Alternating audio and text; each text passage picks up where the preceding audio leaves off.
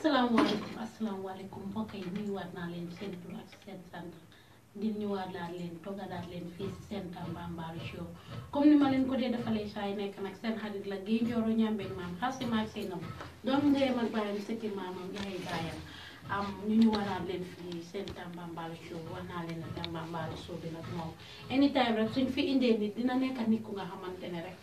su waxee dina dégga wax naa leen ne suñ ne Tambambalu tamit ñi duñ ne dañoo taxawaalu rek di indi ku ñu neex rek kuñ taseel si mbedda bi déedéet dañoo indi ñi nga xamante ne saa yu ñu waxee rek gars yi nit it nañ leen dégga ñi si mel ni comme niñ leen ko dee defalee saa yi nekk barki démb la fi jali maa ngi tukkee politiciens yi gis ngeen ko dañoo ñëw yuut si bàyyuñ kenn fépp fu nit nekk rek si Gambia bi fii nii wax nañ leen nañ la fekka si foo nekk gars yi Gambia nag di yëngu sulu naaj rek foog ñu indi la fi tey nag ki ma fi indi mooy Famara Bojang nag moom mooy borom Vision Real Estate nekk foofu si Gambia Mall bi di def lu nice a nice papaam bokkoon ci ñi nga xamante ne former NTC boobu ñoo ko foundoon nag nga xam ne ñu ne lof jaay mu ne kiwél du bëtt nag doom ju tub moo tax nag jaar na si tànk baayam ci sol na daali baayam ne moom du bàyyi business si papaam bi sooxee noonu déedéet moom dafa ñëw moom it génnee feneen mbaadi man ni ngol hani bi dorong ngal kontong maalee jàng Gambian Talent Promotion nka Kenya men dorong every Wednesday ning Saturday Allah Tambambalu so albadi malakana Ramatulaay Gaye saa yi nekk rek akana taale jàng live and direct in the Gambia bi nag nga Famara Bojang la invite as our guest today nag ni Famara Bojang la bakacala bi mol balong jumale Famara Bojang te andu dinañ waxal lu bare bari Famara ngeen konton ngeen jo bébé fala mbadi wala min yalon ke kay lamoy mbatandire la konte bo Famara Bojang neti wuluta ko njuru saatele kono menta gere to nganda business o start gere fananto andunte nganda business o mba start la wato min nga taram famale be business o kan min keta bina ko Bojanti ngalo ne mo jama ya lon Gambia janne and wol be business o kan wato minna o time o NTC wol be kering atem shareholder in NTC NTC ay so do gere mi alon ka warata pake because ni mi na wotumo $25,000 wobe wotuma kodo be nyame $25,000 ay wole dundi NTC pour ka sanje wo mu minti a tata for 1,687 share wole babul in NTC at that time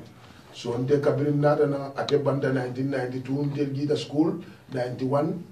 ate banda 92 anamina banna a ñine tan dina konte ñanta la business ole tala anu ñanta bulala wasilo le nokan mbula tala business ole nokan nga start biti kolda be biti ki wafulo le la biti ko mi alon ko sol properties le mi ole waf kan for 2015 o 2015 nada decide ko company yele mi mu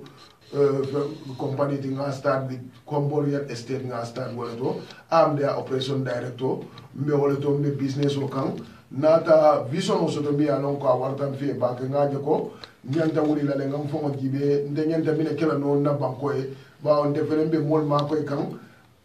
ibe kala fenti minati nan defo tem fo ma ko la pour fo te fenti nata wala jibe mfa ka fenti nyim banko kan ne andu defo nan se keno fenti nyim banko kan ne min tambitam fala so wala tin nan nata Vision Real Estate yele anum kabringa yele ni ambition wala bije bi ni agi be nyinti sa do min be mbala jenu e be flag do jela bala min be kala Guinea Bissau flag quality I have another company in Bissau mi Vision Real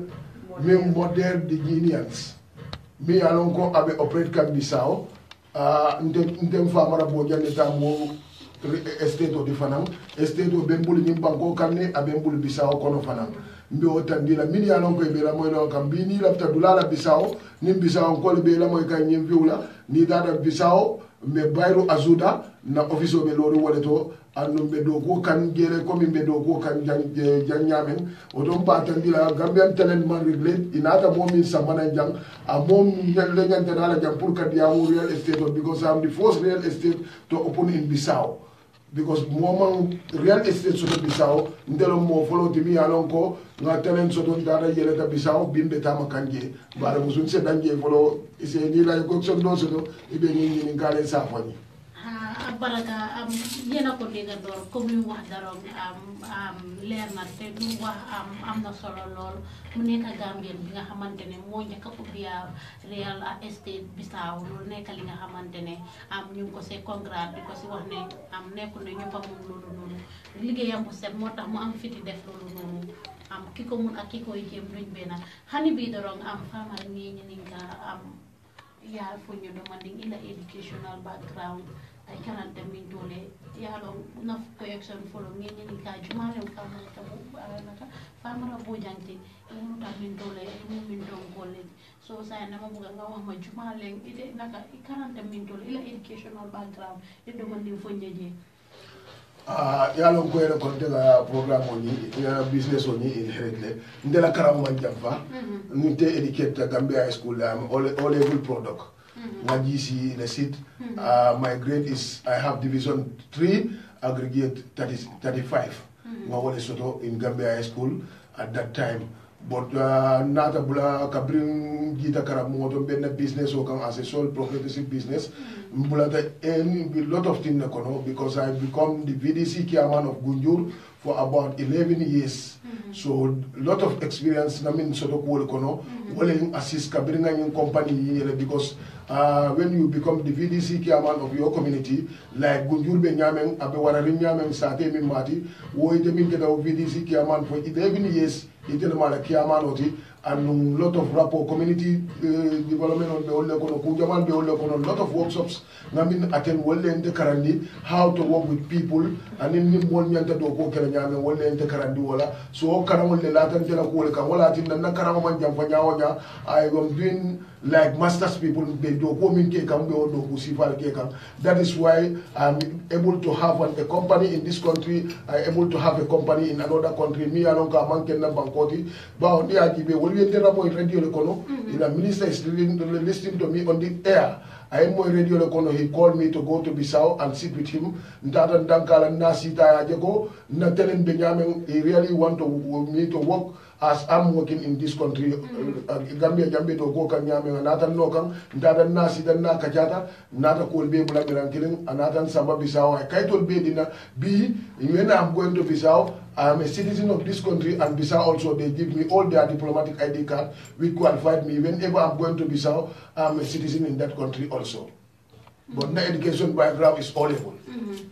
all level wo time leti hani bitorom comme ya fay ñamen ifama comme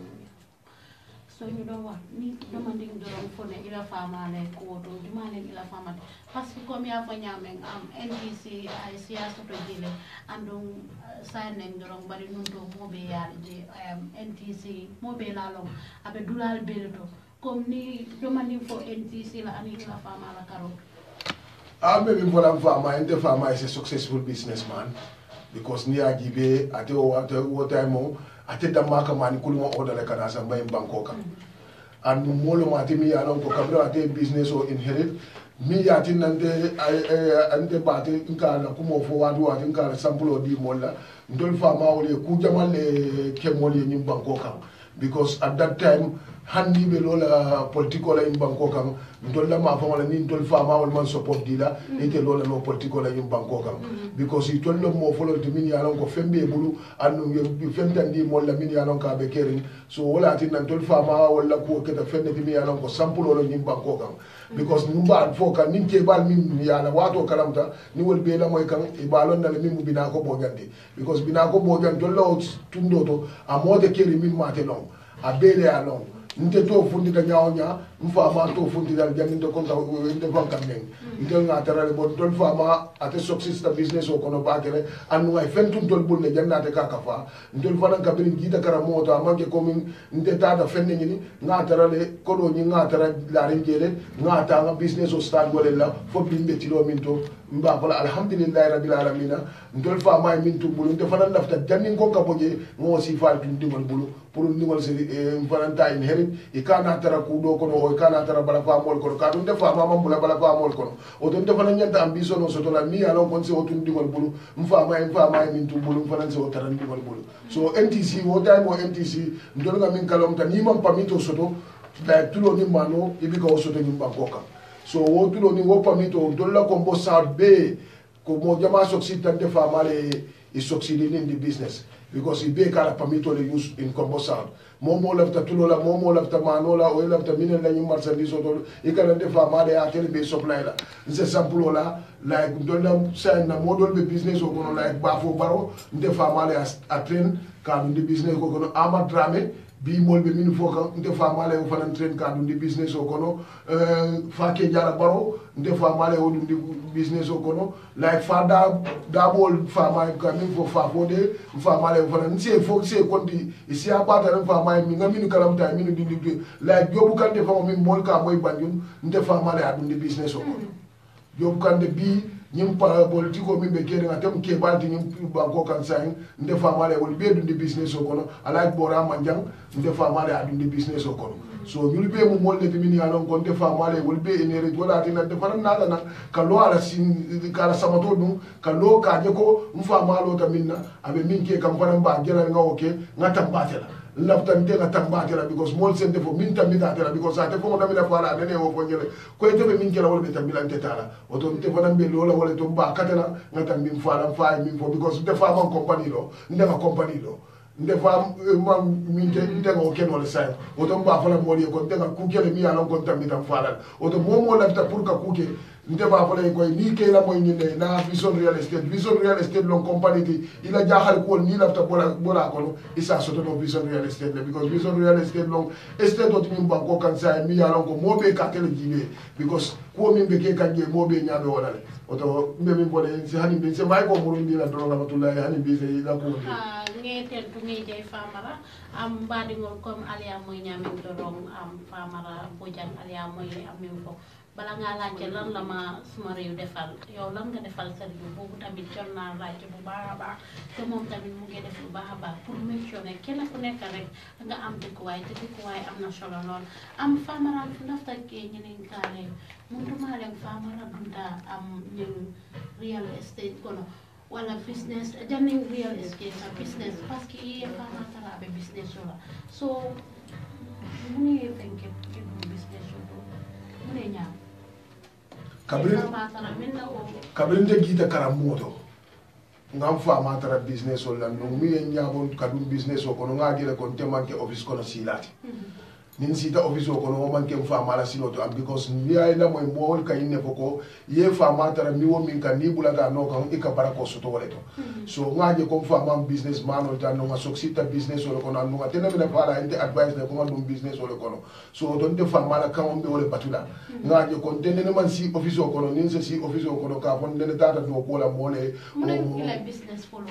na business follow be biti ko kono mi alon ko ndam male ba kan son professor diplôme na business follow mi alon ko ba ke kan andum be o ke kan ne fo sangi tan ni fe ngandi jama wul wole kono bon ngaje ko wo na ma koy roge adamo do ata bakere ndefana ngani ne priva ngam banko dingol employee ye taram ko tombe banko dingol jola ngole priva pour ngake wala tinna ku kabiri ngam fatara ni nata compagnie yele mi alon kon se banko dingol jo non se banko dingol bi ni agi be banko ding mwani se be mbulde do ko lan kamin jo mi alon ko gine bisaw ni jambeto mi alon ko karwo kare ala ta ko lan telephone ka fendi wala hanna be ka siale bare ka fendi diale ni min ka muri la suwol kono nka di la pour ye fama ma ko yara so ka bin jam fo bisaw terbe wo mol be jo kam min alon ko e benye do ko wala je wo keta ko kuma yara sign isita ibe no bitig wa fola after bitigi wa fobula ye sign isita ibe ya mira ko sign de nafta real estate na real estate ifolo to kombo real estate comme ya fa nyamen ibe jile sign isita fanani ko haning sign nafta kala famoy sign kabirin ya dati in 2016 le real estate dati ifamoy ilan jele soto kabrin real estate dati ifamoy kabrin de ba start la I start with nothing sa foko ndeba start la min nga ko jama be invest ko mboriale I start with nothing because business on de be advice di la molla min be la moy kanina business o mol ka mira ni start nin ko di bala wala ba tin ne te be kala fenti ko di ba always a ke atin dale bi ka hamo soto because ni code bi ko start ñaabe ko di bala commune like 1 million be la la account ite bi ka ambition so pour ka je ko ite nyanta ko di do ni le ka ko le mbadi ngo ko do be invest ya ngi ko ka ko di do ni bon ni a start ni guli lulla o ya start ni guli tanna ite ba gele ko nte nyanta make sure la nga fe ni mi be la fala ni na nte ba start la wato mi na lan kili do ne be mbulu wala an kili do ne so nga start ni wala la bar bi lan mi be mbula fo tata fo lan tan ni woro mi ya ko because nga lan so do gunjur nga lan min soto tata fo lan lul min be la rinye gunjur nga soto lamen nga soto kungu janjata nga soto pusumbala nga soto bilkama nada soto tujeren nga soto sanyang nga soto jambanjeri nga soto salaji nada soto burzubi wal beto lan be mbul min dulal beto min ya ko sayin ni nada lan ko lantia dawo day ti ay laftala en banko kan ndeka lan bondi no jere because ndenga rapport soto with communities min ya non ko siata ba ko way fana assist wala tina lan ko man tende ni problem o tibot because all the alkalis in this west coast region abe lon ya lon nga ta dira ko I am a VDC kiaman wo dulal to ning alkal jama na ta ñoo lon jele ning alkal jama rapport soto wo dalilu atina len tenan la jama grapple janning ko ka dum ñu fe ko kono and janning ko ka dum business o ñu fana kono mbe na sol property business ka wato bi na lan jama so dum famayle mi ya lon ko ngesam at that time ibe mbulo kono wol dol natan assist bakere kabri be business o kono ni molu sulata dulala comme il lafta jon si dulala il lafta o bondi lan ko waflo yale nga dila nganda business o ke wala nyama ko bi alhamdulillah rabbil alamin nsafo ko bi ku jamal bi jenke ko no because programme jamal bi je comme nga fo nyamen ni handicap on ni ajem be sponsor la no kuolle atinna nge sponsor no because handicap on bi jele moli kata nyaaw nyaay be radio to hot fm e ka programme o ke won to dimas hot fm nata koy be stop la jele i wosita dulal to e man fekke no nata te anu mo minnan ko en debal sponsor la le num ba make sure la programme o to stop la radio to kotenke anum kabringa start fo alhamdulillah fo bi karwo karin kela le fenko jole hani bibe la programme o kar radio tole andi ba ke kano handicap wol ko tele mo folo de mi real estate o de mi e tol consider ka je ko hadama di mon no mi tol fananti wo kamala ndem estate o de mi alon ko ndem mol me da ke damento nde kan da ke wala to pour ka je ko hadama di mon la so way be no se ke no ala ba sai mo nyen handicap bol ni ikambe ko mi ya ko am ibuke je o ibukata mano so aldo ke ma ko nyaare ya fo lan soto wo me ma ko ro min ke kan ya je sponsor ni ye radio to nyin kam man tol te sola no lanna bari kam min ke molla momo ya lon ko te pare to handicap pol ma ko la mba kata la mbela ditel sol dine la gol be dine la pour nyin kam me financer sono minna pour ye fal sul lan sono no laftan ngo ke molye so o dalilo le atinna nka make sure nga ku jamal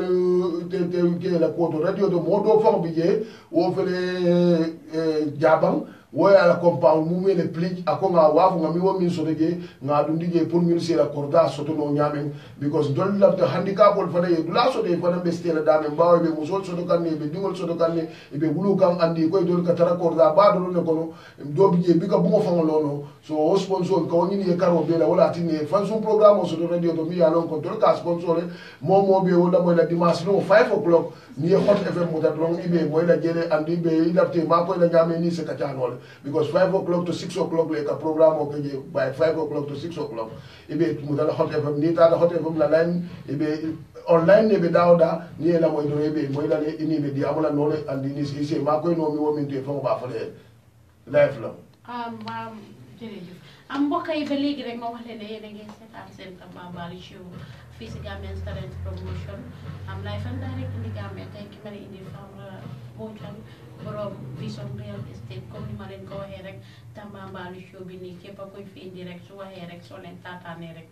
di ngeen digga lu ama am solo am ñu nekk businessman bi nga xamante ne mu ngi dimbale lu bari ñu baree bari am si dëkk bi comme ni ma ko dee waxee saa yi nekk rek bala ngaa wax lan nga defar sa dëkk lan laa defaral suma dëkk wala suma dëkk lan la ma defaral yow lan nga defaral sa dëkk loolu am na important ci réew trop am parce que government bi mu ñoo def yëpp te ñu mel ni ñii soxla nañ leen ci société bi comme nim ko waxee mu ngi dimbale ñi nga xamante ne am disable lañ leen a ooyee wala handicap ñi nga xamante ne mënuñoo gis ñi nga xamante ne dañ am jafe-jafe si dox ak yooyu noonu comme gis nañ ne ñu bari duñ dee am kër so moom loolu yëpp mu ngi si teg tànkam di dimbale gars yi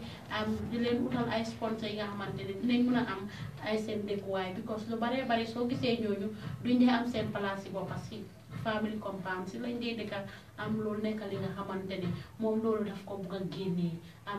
képp kuy handicap rek yàlla dimbale la rek nga am kër gi nga xamante ne dëkka nga faak sa famille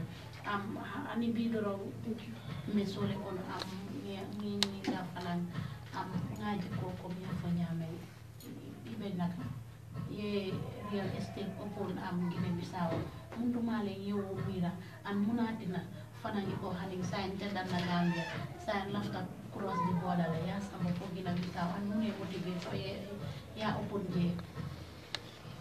baraka bake mi motivate wala nyindi ntebe Guinea Bissau auprès de la wato min nan te ganna business o yele man hani kari woro soto fam na business o yelo man kari woro soto Bissau ko fanan sula ta pour ngata real estate o yele la banko kan because it tole ni ne jeko it tole ne ma real estate o soto la banko kan because first time when I go there ni the minister of infrastructure like sita min marate to la do ko ke nyala ni la company ke nyala ni wala sita wala en kol katandan kala na de sita ko itol fanal la te la banko e develop because itol la banko kelo meta jele ku jamal meta jele so sai la tale la banko e develop so abe develop la nyamen ila to wala tinna kabri ente mo inte ka diamu radio to nyamen anin ka kumol fo radio to nyamen woye en pesde koy lafta ñinna pour nin se ma koy no ñi la mol karandino real estate la je anim fana ngata nga yele je ñin kam me la mol fana se put into real estate business because jama la kordal min bije ni e tu ko venda ma bi ke ñoo ma koy no so o dalilo le atinde ente invite data je kabrim fota je président ni o commande wato mina président ni fongole ko ngaleta safay on that spot wo suto fongole ente ko ngaleta ro bondi ka safe président at that spot ngaleta ro safa wolu ngo fongole kabri ngaleta ro safa fota président wala wolu ngo fongole another reply ko yeah, everything be dinna and is welcoming me pour real estate o ile nyumba ala banko kan anu ngala tan sula ta mi wo minaje banko dingol kana mbara di fewo fenna ya chika ya dinna pour nga do ko start ala banko kan but difficulties on sia ta nga min encounter ge min yalon ko sia batale bawo bankulo mi yalon ko nene man dalala andi nene make ku jamal bije la ko siata fen jamal bije because itola ko business on ni bayele la je nyanta account o so dola mi yalon ko healthy ta ade man ke control la banko kan ni bayele la because nyanta sefa million nan so dola la account o dola mi yalon ko e bulote la o kam fere o be tarale la account o dola na to account o bele ganna fe o be so de na tan na documents o be tika ya dinna inata na company ni ko ni ba to la minella ko the same company mimbe Gambia o the same company le bari ko nyoko abebe tara Portuguese de to nada so wala inata keje ko vision real de model di Guineans so wala company ni toti in Bissau so kabri o to dinna na loya fo nata lo ku jamale nye je mi alon ko na loya le fight tanye because I have my lawyer in Gambia mi alon ko na bodo jang na data fo Bissau min keta educomesti because kabiri ko dinna ninna lawyer bodo jang educomes mi alon ko na data fo Bissau we sit with the authorities in Bissau and edufana alon ko this is a reality and to nya ko min mi alon ka be caring wo educomes fana nada supporting documents on dinna ge min alon ko ani la lawyer min government ya dinna ko ni lawyer min nyata do ko kala ani wo na ka na tan ko be hano bo lawyer bul bi ti lola lawyer min be ndebul wo Bissau lawyer be bul Bissau min be na company defend kanya lawyer be bul Gambia jam fana min be na company defend kan because lawyer pour le international so don min yalon ko akio o lawyer le lota pour ko na kaytol be bondi Bissau fo na kaytol be so bi alhamdulillah company in start na Bissau le abe operation kan since 2017 March company in start na Bissau abe operation kan up to now they are doing their level best na ko ral so do min yalon ko airport ma fa wala kenol be mbul airport ma fa wala le na kenedol so do ba fata na kenedol so do ila dulal siata nga kenol soto dawe bawo nin kay do manda bot kenol be mbul Bissau fanan to min yalon ko be waf kan sain andu nge kaytol be sotole min ya lon ko authentic documents sol long nal sulata wato wati dron nal natan kan han jam fon to ka waf no gere bi sawla lan sol wole be natla ite yalo sign ngaji ko real housing estate ya tale nyimba ko kam momo be real housing estate yalala asiata nyame problem wal fanan siata wala nyama comme kaje ko ikalan wa fi dole foka pare aga ko for example amari tajan abe joro ke kan every time abe nala ni nada ya jo ye visitor dile la at the end of the day ni lafta ila korda keito la pour kata ibulu aka ke bata code you have difficulties there and wala land killing ya wa fi mo fulala all the time mo kanyim problem o sotole recently doron wo manke real estate sa faraba bandan jam doron aketale ila alkalo e kenye do wa fi mol dole so keta ko bade so bifan ko wolbe ke kan ne lunji andun ka jele ko comme ka foye nyamen andun mobe jana ibela do ko la fanan ilafta ila kodare be jikirin ko kodra be te bul o yemin jo sayna haftale ibe jele inata nata fo lum kilindoro inata yeri ko ay pour yela kay tolli yena ko ila joro man futa wala risotol tata tenne wala do fanan nata aya claim so kori wo sifal fanan amang tarhapun ibe damento baraka bake dolla lanso yalo real estate o bika lanso kodo yon dol ka minke wala min bi mol mi dula dila inyanta wolle folo jibela ni yaji jama bay ka nim vote min ngati na jama ba ka problem o soto mol ke la kodo joyte bulle te ake patira moti because ite ka ine mutako nte mure ni yaji nte ni yenni na do kula tara siri bika mira konter mi la bosti nte ngam fo wala ji anu ngajere ko nyanta fo kanyan nale hadama dinte kere mi alon ka timmata anu hadama dinte kere min sa ko nene ma mistake ko soto on nene ma problem o soto on nene ma soto hadama dinga mombe ka bon nte kam fon kanta bakere nte mol kila ko do min jo nka make sure ko ngawlanti le follow settle because bi ndia jemba ko le ngalan sol soto da men tele ta mon tenga lan sol soto da men bin tele se la se warata woltige because ni la ko do dila dol bi je min tutandi te me man si tambi 300,000 wala man tambi 400,000 wala o don tele la sembo be wara re wolti la lan sol to sign so nte ka lan sol le follow jo nga make sure janni gon kana party start han ni te man party so don digol sina so don wala han ni te tije nde ngole priva dina molla gilo itaranna ngatara tika kambe kubal kala molye nde ko wala nyanta min kala nde mol ba ko na do man dina bar to be en kadu dina lan soleto nga make so kana problem si fa so to min be lan sankan ise sikiono because ni agent la company untata no nyato ngal lan follow mi wafu nga kairo so to waleto because nga lan follow wafu wobe tibabu le diaspora mala wala na be la moy kanyim programme wala balon na nga wafa ya tu jerenne kabri nga wafaya within 3 weeks nga la kaytol be ci nga diela ala kontano ya tinna ayen so computer tanella 10 computer science so walella another say ayen so flat screen fula fananda wo kola injo kodola mi yalon ka bete ata akonye ko nga korda sangen ne sangi jelimbi ka kaytol soto no bot kabri nga sete bulu nga gele ko ite mo tilin ni wolti du tariya tan fanan ka kaytol da wo dalilo le atinna ngeso imbaga so bela ndela office to computer min bi yemme sang nga company na momi nga korda kayto da dai wole wo kay computer be dinna computer an bisa office to computer so tanal foje o don de ba fola moli ko nte mol minti nte ndo mo tendula ba jayla bi wole atinna nde tariya tan o kanna company la ku jamal keno because mumi yeso computer tanna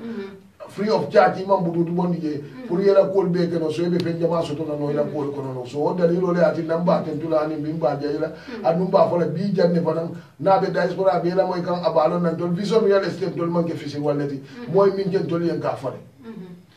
comme nga foye yaame yalom tamen die man easy ibe jana ibe do ko la ila ftay la korda la ibe jikiri ko ibe korda so parce que lu ngol ka wo crime si fajele mon ko wokku si fajele amna ko dabe janala hanisa ke toteje hanisa ni nada bi yenyi risito samba wala sometimes ika forge risito le dilela ya mere receipt kendo anaka kende male be bulu ya tara o manke di real receipt si am nga jajande am fodol ka foko santa mun ta fata ko dala al nga minjo anabe alata andu ita ko ibe lafta gambe non la ma ko la wala tinabi ngata ko bi batu ngena jajan ka ñing ku si faale mo jamala distom saka minul be desperate minul be nol jibe kan anu kadu itol be ika min do ku be anu ika jikiring fango min be korda muy la number 1 priority parce que lafta ibe ni be jena ya i hakkilo se xama naka lañ ko de wate ci toga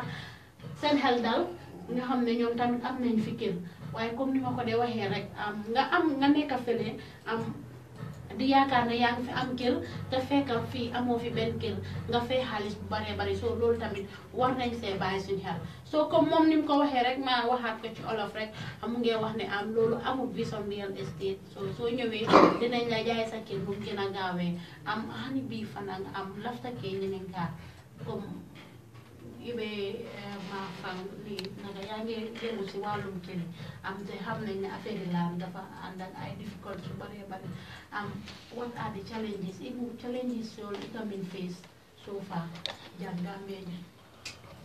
challenges sol ka keminti yalo min lan sol jama babi je alkalo comme yemin fodro alkalo don bije wala problem o siata ni lan sol to batele because ku jamal bije mi alon ko alkalo becoming understand ye dunia dawo da ni tata je dawo da molle ta ka ke fekoti molle be molle folo jela janni ko ka mojo ni aje be de to monne yake alkaloti item alkalo da malti wo sate to ka verify fo ka reta min dulati ba fo ka tan te dulati bari si alkalo je te la powata je ta mola dulanya pin kai te ta wa ka problem jamal je wal ka encounter wal ka sum alkalo le la community to bari kai komi ka min ni ka bana mi ya tinna jama bal real estate ul kabri nata ni aje fana dolbe min dan na government bulu government ne nyanta real estate ul bawo association of real estate ul bulle government ni real estate ul sembenti yandi ni e sembenti yandi ba jela ko nyim problem jamal be keri ni banko kan moti na le fo landa jang because ni dada bisao ndumbe sample tale as bisao bin dolbe lan sol mi wa ko bisao ni lan wo lan moya din dollaje bitala le ni wo lan ti ta ila area council ila area council fo ba verify la kay to be dada e topato ay litera folo ite lan to jani to ko lan wafu so ni wo be kering yalla no wodula mota senela no nyo kam wodula wodo nin gambia non fana banko dol ka banko ba ke kan nyame gambia fana nyanta o system civil du ndile na banko kan iba jela wo be ma ko la le nim problem jamal be kering be bondi le kono le bon nin gambia man tara o civil en dada kan fo gambia alkalo le ko du dam du no bi alkalo dam mal alkalo ni alkalo ni te kuyaka abe boy lan tela lan kan ay tay nyapi o kan adi modola ate sonna la lan te ka te tanala to ga fo kan wala kana fi dinan jamal sambane sa je problem jamal na da encounter je so ni wol tara da banko kan iba jela ko ku jamal bije ibe bola nole because moli yalo ne minita am dulati dawda mole ta ka te dulati keri mota de binti because ni aje nada no gambia je ni aje ka ko de ni lunta dia ko ya fo lunta ya ni tati ya se fo because sere ko ndajal ndati nala no jam kon del tam sere ko ndati molle folo da sere ko ndaja wolle tam sere ko ndati gunjurunta na sembo so do gunjuro ko ndel tam gunjurti akere nyaawo nya ni ndeta da gunjuru ngala so min so do je mo ko be o tala bulu mbe ni ole dala because gol taram faale bulu faale ole tu bulu anu tama feso do fo damma so ni da ko be o busila ndela be kala ku dolti so gambia non nyanda indula le la moy la bisaw de ndolde kabri nga stade nka kaytol foye ka dara ñewole ñama andum kanda dulal be akuya wole la amare sina kaytol be transfer tol to yala andu wobi ka sembe so to je ko tenke sa ndol de tam dulati so ñin ka ke woto so ñin gambelo ni otti si walta e comme tol lam jam ka physical plan ko ñame tol bana na je wole be ñame e be la ske do be la yela dama ke so no be di sa ite ka wafro do nek so na tol ko la ye real estate tol sembe di and government famo most of them because ni aji be president mi ba ka te fo ku jamalo real estate la difficulties on mi be jate jama balon ni ka to ni be filo kono no so na ke president ta te nyanda kala molti ni nyanda dol la moy la ba ke ay real estate on sembe di and ni banko kan ka ji be ni banko di mol ne be do ko kan sa min ya longo no ta la ni majority of gambian ji be ni aji mol ka discourage wala gambian on ni aji be mol be discourage gambian di jama bi je ni da ko li la karola be ka ke dum tamol de istani bang solto ite sonna gambia dingol dontola dum taw binala bibi la le baajele ko di baaji ka adiya la ke fenti banko dingol bi jebe sofari wonni na company be sofari ite dafna bang fo government police dum dila bang sol fala ya because dum bang sol be forina bangle so mina na gambia no ite gambia no ma ko le fansum be ko so no min se gambia no sambano nyato because Gambia di wol nyanta sembendi yala Gambia di wol be balfa so to no Gambia bar nun tawol te balfa so to no je ni aje hanim bi ni da na village soldo mo jamal bi je mon balwo be kolyari bulu ko be kolyari bulu fengol be libi gol li bulu ni Gambia non si aso to la dol ka min foten ni microfinance min dol nga start dol ka du malan gol de gibe mbika modol gibe de be du malan gol de gibe bar ni ma so to anyama nte mo jamal don to la no bon lafta nyinde na nga so ka nyama mo jamal don to no min satino wal faranse put in business ni Gambia se fon sa bano ise dingol la karamul jono o dingol se la karamul jono bon na man so to no ate kala no so to Gambia no fanan masake min be siringa kuji be abe min kala Gambia no ye sembendi yalo lu tawol damma kana sembo so to ni banko ka most of the contracts are given by the foreigners contract jama be di kan akadi foreigners o lela e nyantol be gibe la le Gambia no sembendi an Gambia din jama le company ye sai ye Gambia no gibe comme ngatol be nyimi ke ka be Gambia no ma ko ka pour Gambia no le fundi e buge nyo moli yeje o to bansa kunda fale ya nyati ni Gambia no le bo foreigners o no kan handi ka million o le dila don das woman to banko di won na fa fenna ay ma abe banko le sendi kan ko ma be ka banko samba nyato so to Gambia no le nyanta Gambia no assistant le no kuno ikamin fodoro nka wale fojang lungolung doro nga fole Gambia nge fem sotale Gambia nge talent sotale bari ñoma koy ro wolem tol Gambia le number one problem de se fore no ma koy no wala fore na ta ya finance sport ke la fak iman la fi Gambia no man la fi ala fan suntala ala ta wandi tala pare ala fan sunta amam la fi wala ka tinte ka wo fojang lungolung ami komi nga fo nyame tamen ibe real estate le sain ko haning ibo mana ko laji fanam wala microfinance ala microfinance kata nyamin andung alka ke nyaali ndoyla microfinance kabrim ba ile la mayele pour kana sefi ke ya momanta ko di mabula ndolia ndol bi jele kalon di molla mini alon ko bulo me ko be andum be ndanu ko kala diaspora mol fanam bulu mi alon ko itele tan dol sembenti andi la nyun ko kono nyaaw nyaaw ndol be daniro ke ka ko kono because nyin kam man dol nata ne Gambia no man lon so de dol ka bringa in business o commence fo bi nene man dala so fon so de bank min sa fo lon nga wole ta pour ka in business dol la business o sambanyato ndol la everything is done by ourselves mbiri man lon so de bank ka bin dol nga in pison real estate yele fo be bi tembo min do lon nene man din to la because dol sa miracle ye lon ne din na wala tin na tata operation o ta fo bisa wol beto ndol nene man lon so to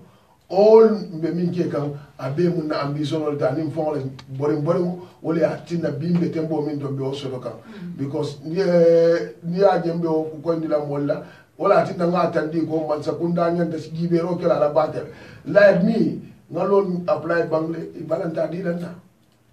e man so ngadi lana anu ko do min ka di banki to li alon ne ko every month kamin do ni ali millions of dollars I'm putting that in the bank. But I'm not getting anything out of it. Abenga murundi banku tiyo leka mini ka jo wale la ndafo bika balance because inte balance la no at this moment because of me be keri wala mindi ko ya gente balance la no gilol le ben na fo gilol jo but natara no ngama ko ro so to komi bank be mba ko ga momi ya kata no fo yin establishment sifa ke no o do Gambia no nyanda mine gibela auto o nyanda support so that any level pour ka ko ka mol se bendi and mi alon ko wolle ba ko no min yalon ko se ma ko ro so no because ni ajana microfinance sabana min be duma like do bi je o fo lafta ka business in dinga fo pour ka fo la family support ma so no han ke mo afa bi ka so no tilo so ni wuli flo di wala tata ti ni ko ma wa fo ke silo kam wo ba fo support la no wala every day because na bande every day ba do man ni so do la be min nan di la be min ma wala fana be o kala no fo de so e ba jira ko foari ya ka bon wol because like sample ndeta na Ghana le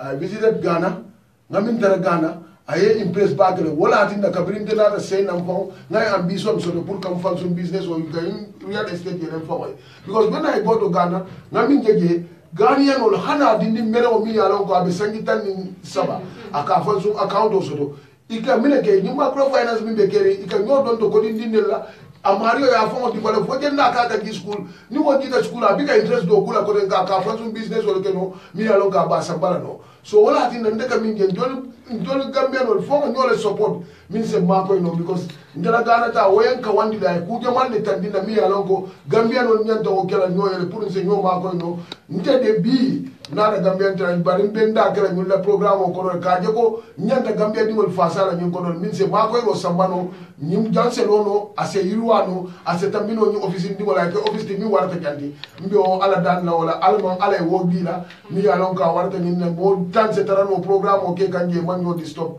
ala baraka baraka mbokk yi yéen a ko diggandoor ba léegi rek ma wax leen ne yéen a ngi seetaan Gambian Talents Promotion di seetaan seen Tambambalu show seen xarit di leen koy di saay nekk rek géejoore ñambeeg maam xaasima ak seen ab doom ne ba bàyyam siti maamam tey nag dama xajanti parce que lii tabu ees laa am ba pare rek comme niñ leen ko waxee rek ñu ngi si show bi rek tey moom affaire si jaxas baxas la xam naa ne nag tey moom su ma génnee fii soose yi bari dinañ ma doo parce que maa ngi barama soose bi bu baax a baax waaye sant yàlla rek comme que li ma wax rek ñeneen ñi dinañ si mun a jàngee te dinañ si mun a for ay lii moo gën a important ba léegi rek comme maa ngi la ko doon laajte léegi yéen seen microfinance boobu dangaa jël nit nga lebal ko xaalis bi fay bi naka la moo demee. We make it as Islamic. We said Vision Islamic Microfinance. Don't become more charge interest la. We are not charging interest. Nga si fa sabale soto ni fa na te be wala choose ga ite lafta minna. Ni lafta minna ka calculate wala nyama ni ben tol jole ben jola wala nyama annun tol ta manke ko ni la lon ye lon tan tol bulu na tata ima jono wato mina ni ofo nyanta fendole la fale kan o be man tol ta tarantol tato tol ta tuta di semna te sula tala nyawonya akatara wala nyama anene bi kala fa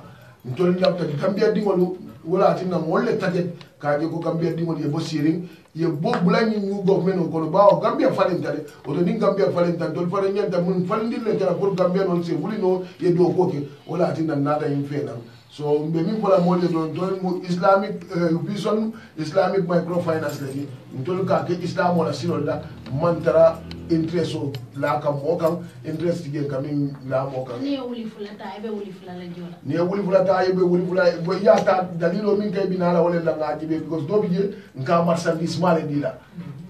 because do biye marchandise o do dila nim profit o 500 leti ete ben tol jola fomba talala fomba kala nyano wo be be tarala na discussion o bala ngaji be ba kala nyame comme ni ite dapta ye wuli kilineta eta de ti aboto le se ba waf kam ye wuli kiline so ye wo 500 so to profit auto ete binan tol jola nyame bina wala for because nafta le bina ko do murundi na se mi ngadi mo do la tunko because ida mata tala no ite ata ite man na se bina dol mi be la frin wol maso do wo dalilo kam wala tinna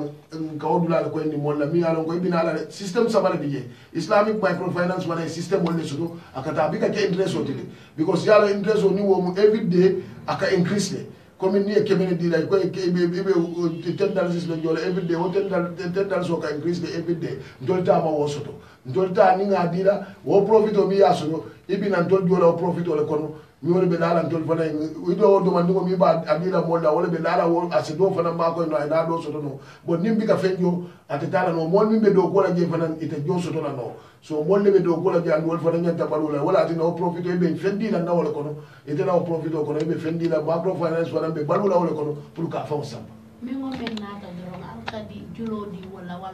alkala de sarto leka sarto le bije be julo tala minna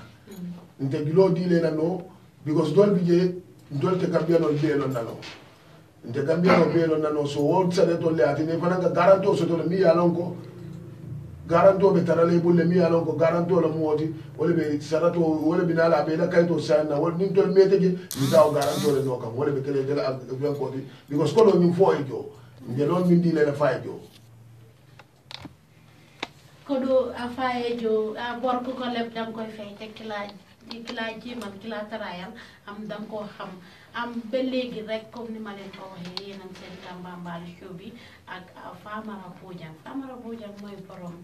Vision Real Estate li nga xamante ne nekk foofu si mool bi comme ni mu ko fi waxee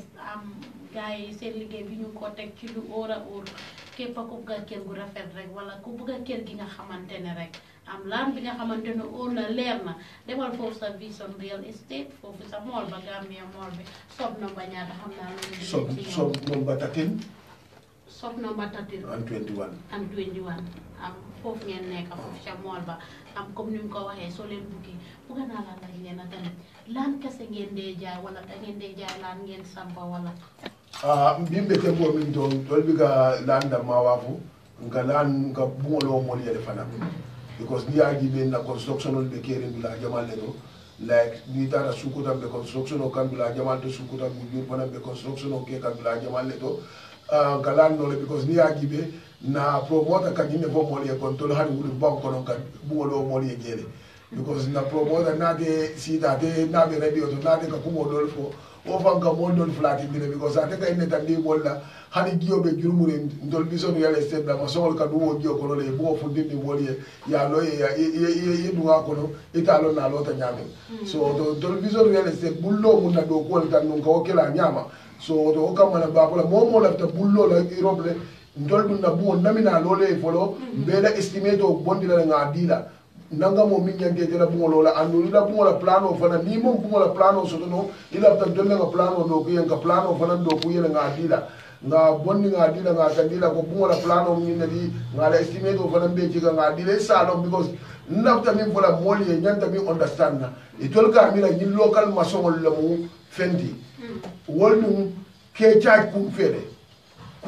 ni ake wadi de ka kodo min spend wala kasiya ani momi ya fo nyin nga mo because nin dol nga estimate o bondi iba fala da ko ya ka ba do bi jebe min spend na nyin local mason ye to spend nan tol ya because bi nin dol be 3 luman palo lo le ko nyanta 500,000 ne jola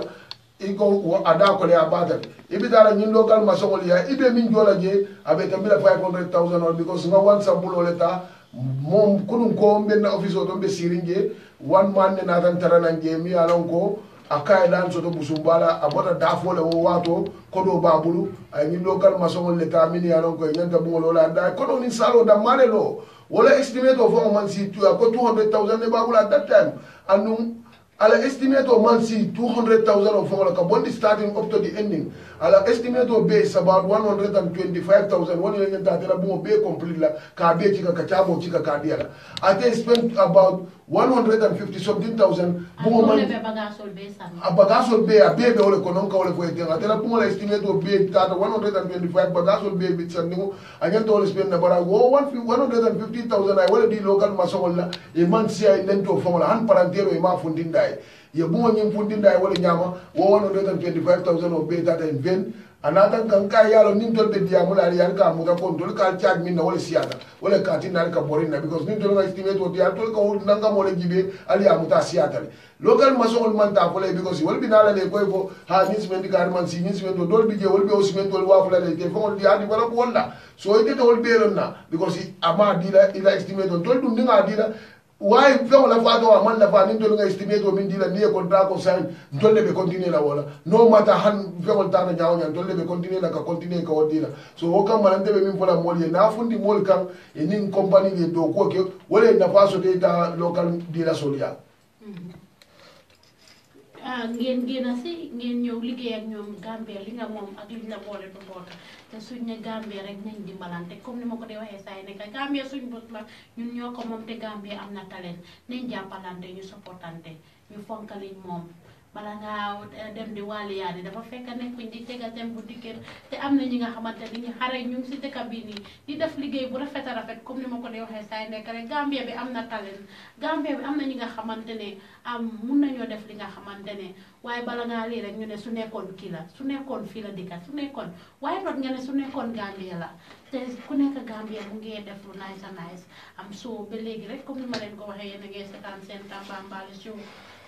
Famara lafta ci am nga sori comme ni ko waxee suñu waxtaanee si Famara dinañ waxtaan si dëkk bi tamit dinañ gis affaire yi dëkk bi nu moo demee ñu Gambia lañ wax itee ñu Gambia de ñaadili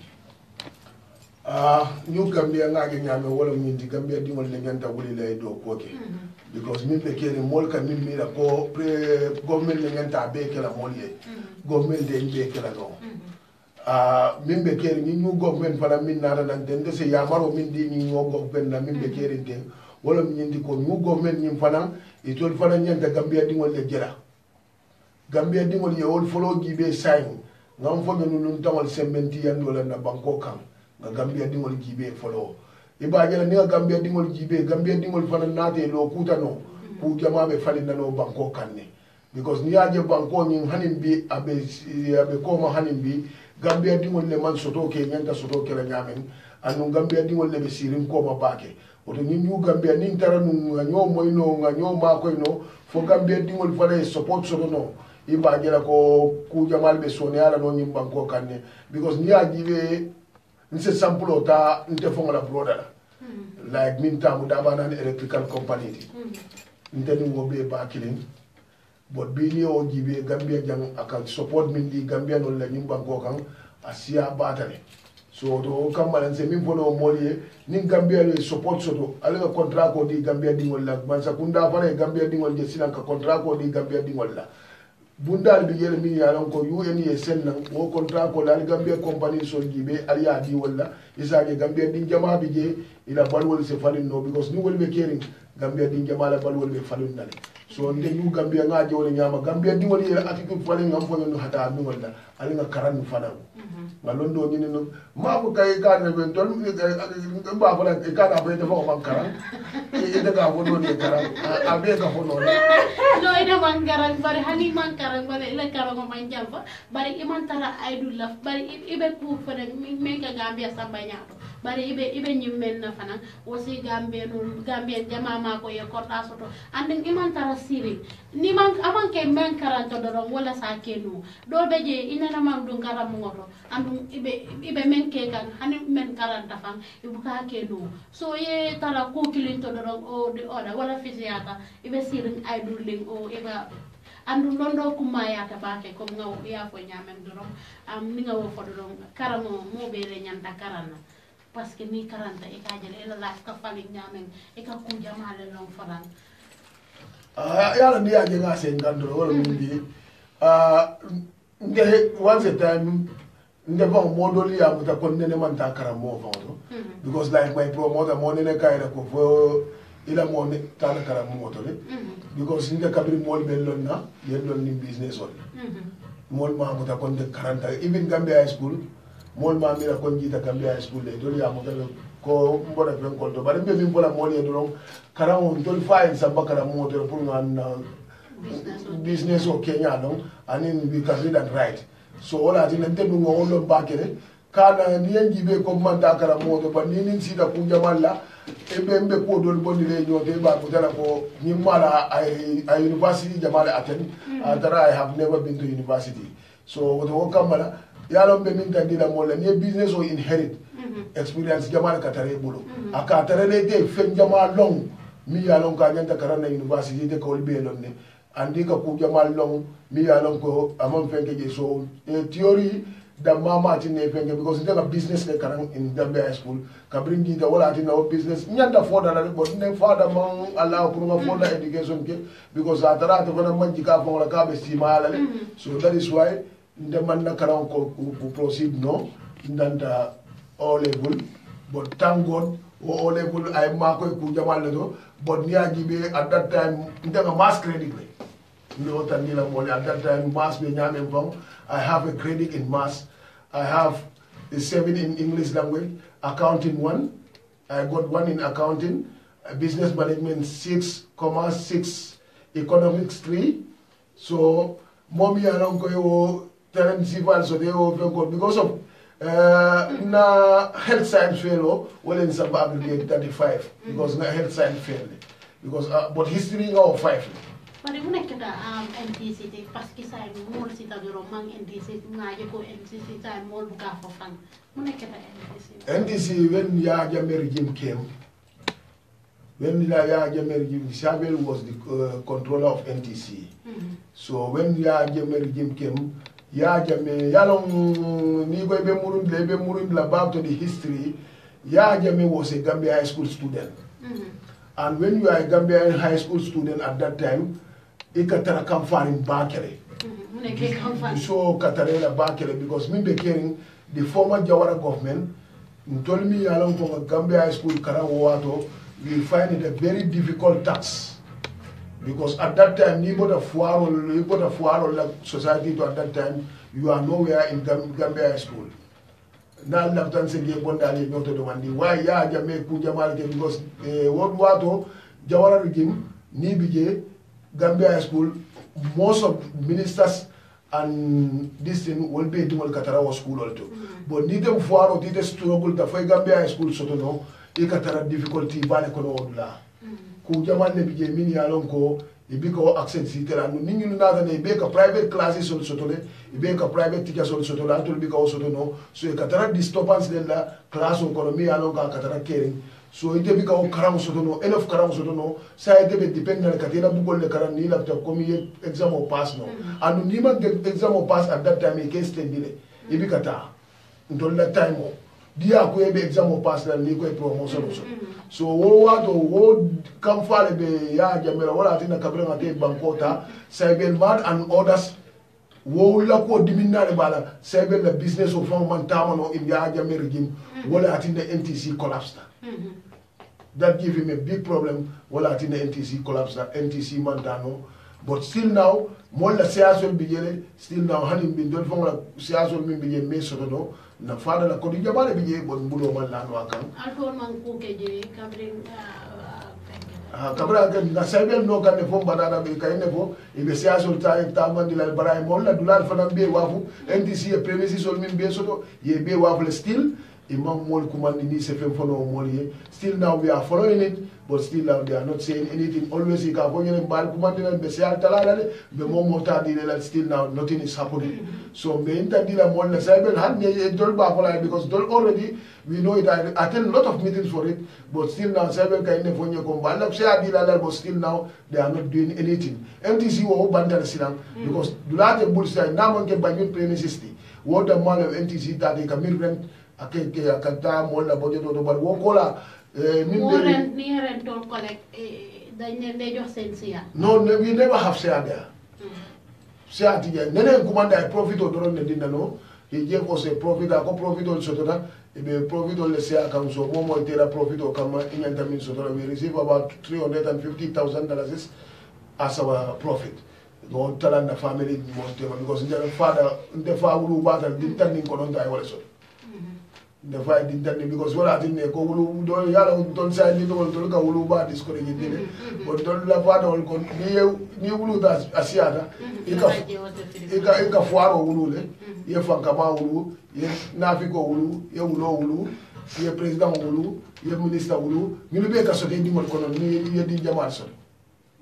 So you know, the NTC la quota the Walikama. Ya Jamaican Gimle, your problem also.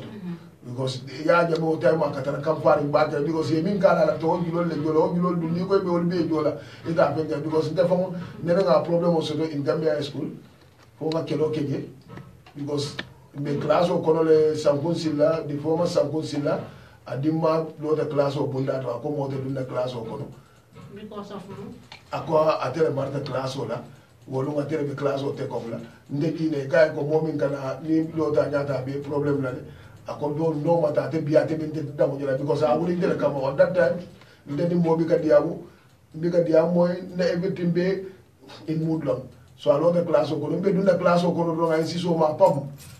ma atano ma tulo bunde sinyasa ba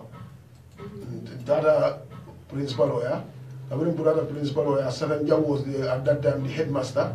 That is why ya jame Saranjao compensate at that time I tell kalon 12 for all counter to I learned a cool cooler, so Saranjao war at a contand, I can't suspend 1 day. Yeah, because of well, quality along one day also Mondata at a Saranjao command in his office, covering the suspension of Bandanata, I could dinner. I couldn't thank you very much. But Kabira Botawola, you minister Dingol Kadani more bad Dingol, will you never respect? I have a full respect in the school for the Gita Karabuto. More because they are because there even the former president I didn't want to yes, I know Yajame very well. Personally, no, I love him. Yes, I love very well. Among the coming friend, I love very well because Namu Mimbijan Kujamaleke, Mini Alonko, Niajibe Kenjano Milota. At that time, I was the coordinator. I learned very well. And also, at that time, I was the youth coordinator of his party in Composao. Tell me the youth coordinator at that time. Coordinator APRCF. Miguel as a fake. Kita follow no ibe jele as a fake biye mo ne fake ko ibe no ya nga ko ite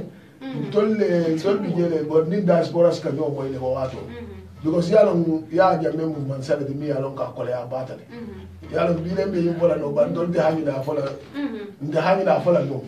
because ni ya jam ko tol bi jele as ko as information nga katale pour nga place so to bi enteni na mano be fon tade na executive kono ku jamal bi because ni that of the minister of tourism Ahmad Ba na te communication so to bakel ku jamal bi ni tara ni so to nga nga information o dia telenda ñinne atinna ya jamila ku jamal bi licta ku jamal fundita no because we the executive committee ndolle fo mantara honestly ya jamila comme alto la gena ndol mantara honestly ya jamila katara meeting o dol je kanne we give feedback to these oppositions ya lo min betama kan so ku jamal bi wo ya jamila affect bakere wala atinna ku jamal bi ke da feriyote coming ya fo nyame ini ya nyame nyolo ini baro fanan albe nyolo nale because alto lebe coming jana be kala ni president abe no state le ke kanuni so ale nyolo ne ba ke ba no baro yello ne bara manke bakadi because I have a meeting with baro about 3 to 4 times na meeting of sotala office of tola ni siri woten na meeting sabanyon so but wo mu felle dimi alon ko man ke comme real estate business ori wol mu consignment dolle dimi alon ko nay wo meeting on sotole na si tam fente da but amal lon ko ya jamel lon nyame but ayel lon mol konon na inja ayel akan suti mol konon ko ni mu nginnet ba léegi rek mbokk yi ñu leen a wax ne yéen a ngi seetaan Gambian Talents Promotion ma indil seen Tambambalu show comme ni ma ko dee defee saa yi nekk rek fii si Gambian Talents Promotion seen xarit la Gaye Njoro ñambeeg man xaas ma seen obu doomi ndey man bàyyi sete ma man te dum kam fan jamule every time because ngam fan lon ne malon fan ite ke fan jamule aka boja ngol jamu ñambe yalla tol mu bojan sankaran kamani ba kontere tol mu sankaran ko le yalla mol kam mira mol ya mira bo jamol be mu jolan le bo jamol be de jolan bo jamol fatata bo jan sabale be kere bo jan jari bi jere bo jan tampa bi je bo jan sankaran kamani ba konte bi je ndol be mu konteleti ndol konto mu konteleti amun tan na siyo janne wala atinne ke bo janti wala atinne ka fonye sankaran kamani ba konte sankaran kamani ba konte Madiba Konte wala ndembati okay nekkul ne man kenn rek na taga seen kita mun naa taga boppam ba léegi rek mbokk yi ñu ngi si jeexantali programme bi comme ni ñu ko dee defee rek xam nga ne time bi suñ si tolloo dañoo ñëw si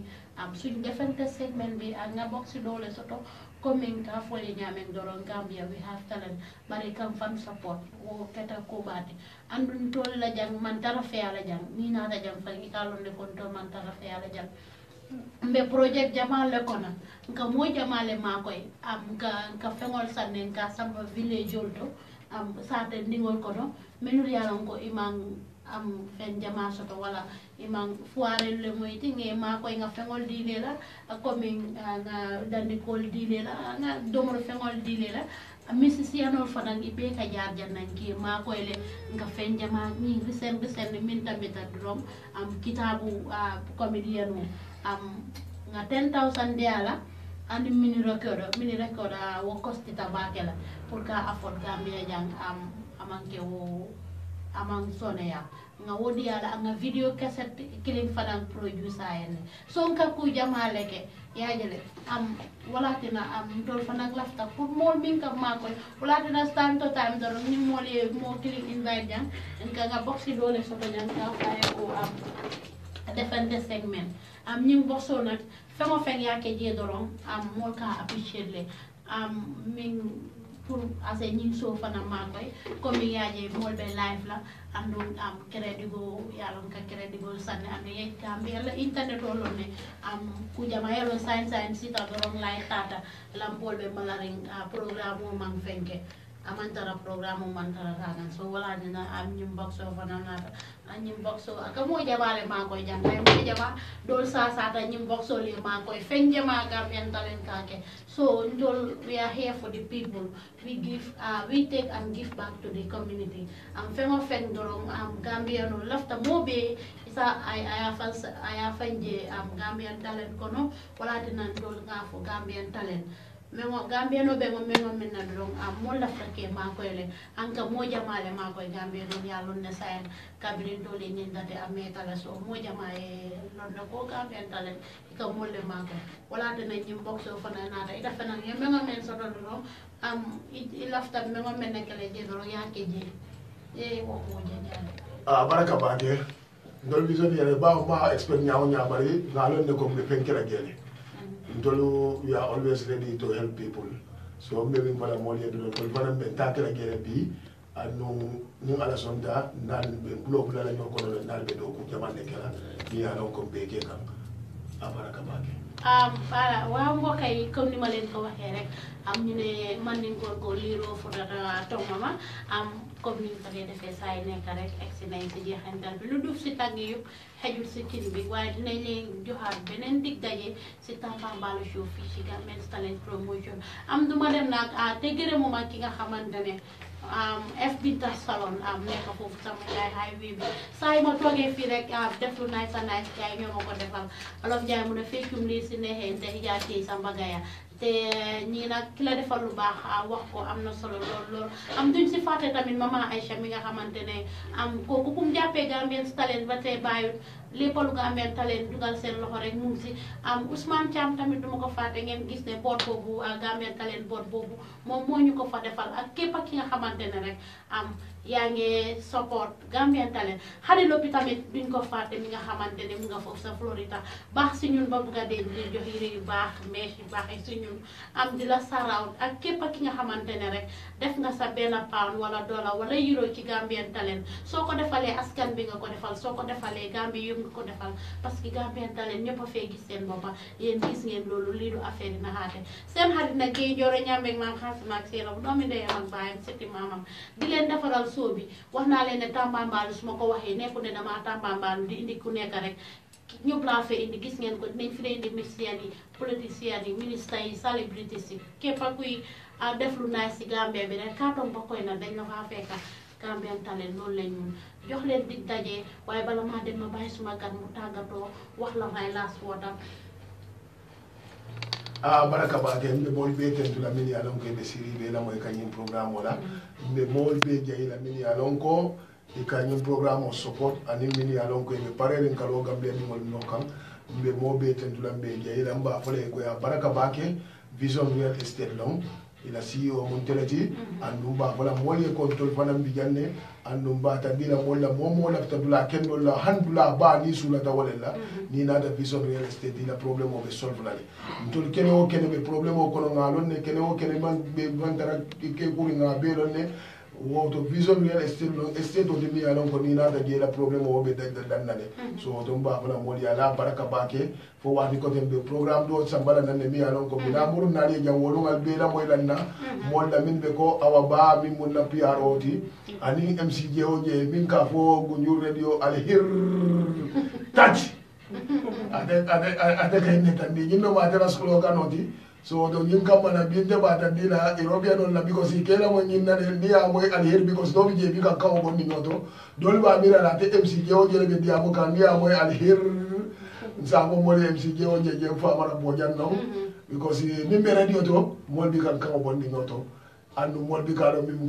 kilenti so e tol be ka mira kon den na promoter be bu kan kili mol bi because mol bi kan bonni noto so to kamala me mol be tentula be jeyla mba hola mol ye al hir bi Gambian Talents non de touch al hir bi Gambian Talents touch MCJ ye wobina janamba invite la pour ay na jan na sekaka parce que lafta ay na parce que ay fan se jamala soto andum ba natilale mbokka yi comme nga faale ñamen dorog ñi nek di CEO and the owner of Vision Real Estate